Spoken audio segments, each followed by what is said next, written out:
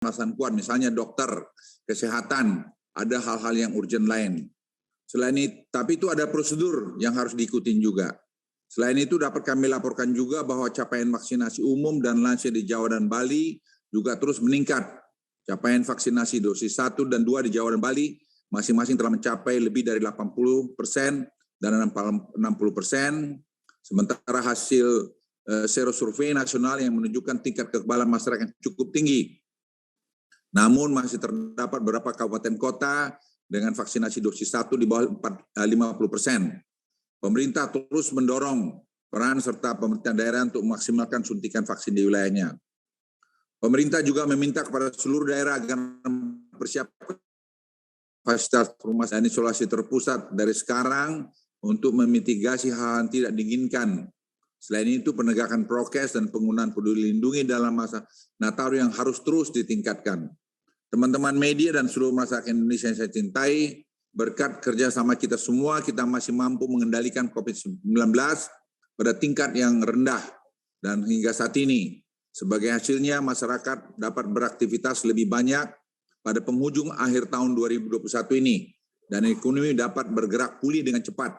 Saya mengajak seluruh masyarakat Indonesia untuk tetap menjaga, saya ulangi, untuk tetap menjaga agar kasus tetap rendah dan tidak terjadi gelombang baru.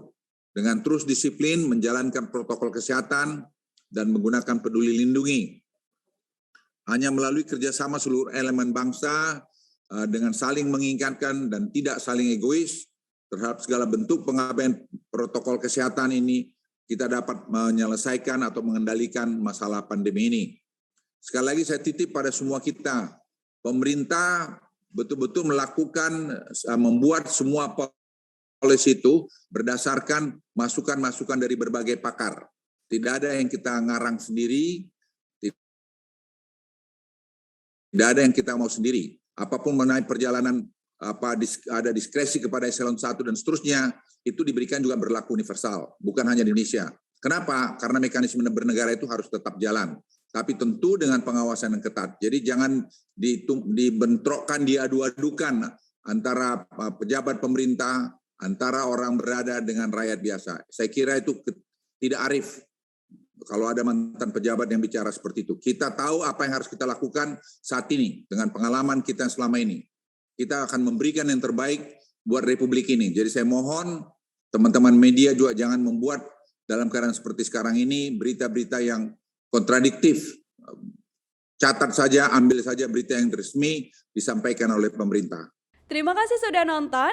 Jangan lupa like, subscribe, dan share ya.